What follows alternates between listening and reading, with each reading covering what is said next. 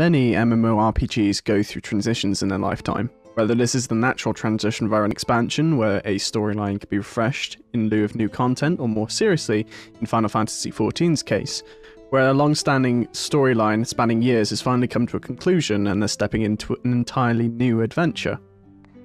Sometimes, but not always, MMORPGs get a remake, for whatever reason. In Final Fantasy XIV's case, going back to them again, the transition between 1.0 and 2.0 or Realm Reborn was an out of necessity for the game's survival in a technical sense. Although, we are recently seeing the first incarnation of something else in the MMORPG space.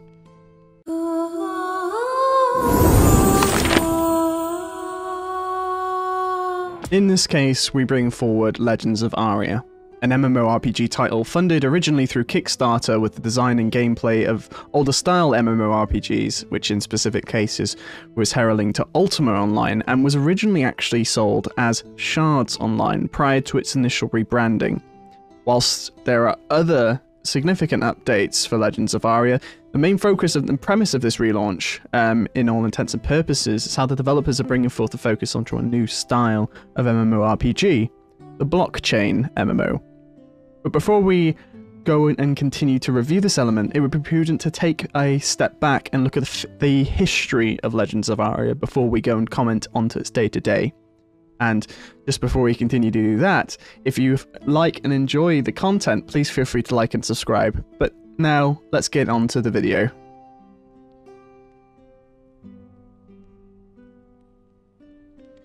We start off with a short history. Legends of Aria was originally known as Shards Online during its Kickstarter, which was successfully funded at its $50,000 start goal and actually went beyond.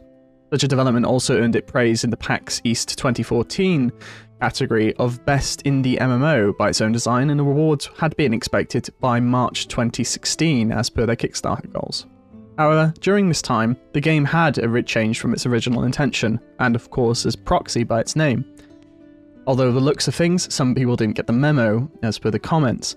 With some of these elements being changed, the development concept changed from the original shard-based MMORPG of multiple worlds to that of a single world in an isometric gameplay style. Formal development on Legends of Aria finally began in a beta version as of 2019, and formally released in 2020, with then further releasing some DLC in 2021. In which the development cycle of the game had been placed several years longer than what was originally expected. However, our tale of today starts in late 2021. At this time, it came to the attention of many via news outlets such as a Massively OP that the game had actually been bought by Blue Monster Games, a studio known for developing and creating blockchain-related games. We fast forward to February 2022, where the new developers, Blue Monster, now known as Reaper Games, announced how it was splitting the game from its original project, now known as Legends of Aria Classic, and that the game going forward would be known as Legends of Aria, which had now changed the premise of the gameplay twice in the life of the game. Originally designed as the isometric game from the footage throughout, it will now make its change to a more traditional third-party game as shown on the screen now, with these new screenshots released by the development team. And it could be argued that it's not generally a bad thing. However, the main premise of the video, and the comments linked in this video, is from the new developments as a whole, is the decision to move this game into the blockchain arena, and how Legends of Aria, the game going forward, intends to utilize the function of real money trading, or RMT for short, in its involvement with cryptocurrency and NFTs, or non-fungible tokens. We'll move on to this section now as a whole.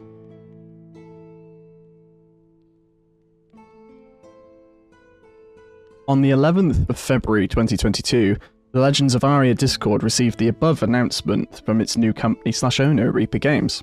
As a summary, the message was quite positive, showing that the new game in development would be to a AAA standard rather than the original design of an indie MMORPG, and the introduction of new content.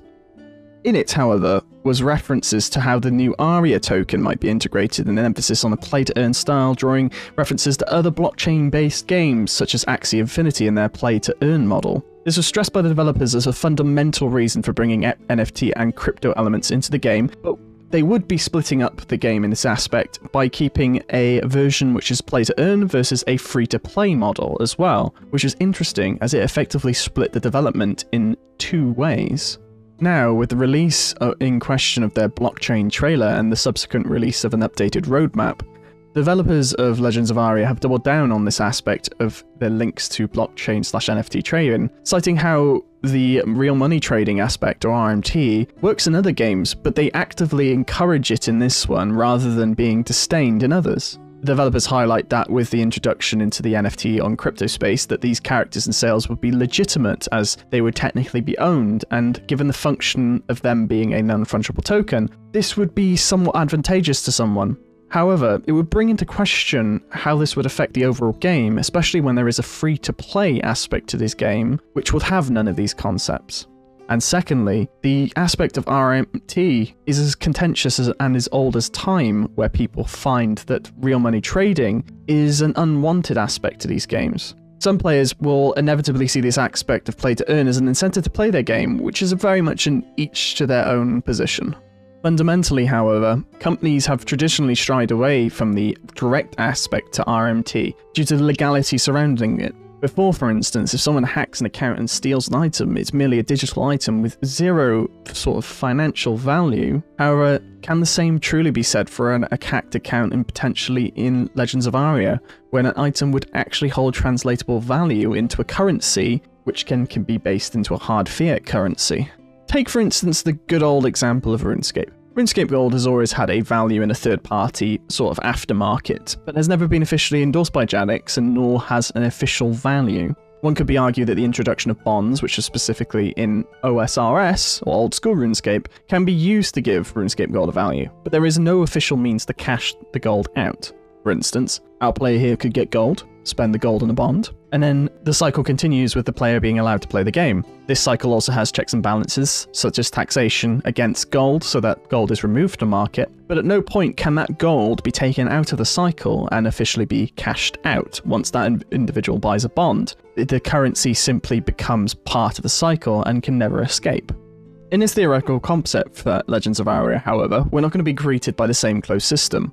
In reference, this is going to be somewhat similar to the case of Entropia Universe, another game that allows cashing in and cashing out. However, in this case, it's not going to be directly into US dollars, but into the aforementioned Aria token currency. We also haven't got a white paper yet, which would obviously describe the process to the best of my knowledge, and this would likely give a measure of how things are cashed out and to what value, given the term play to earn is used. But overall, I would like to move on to my thoughts in closing for this video.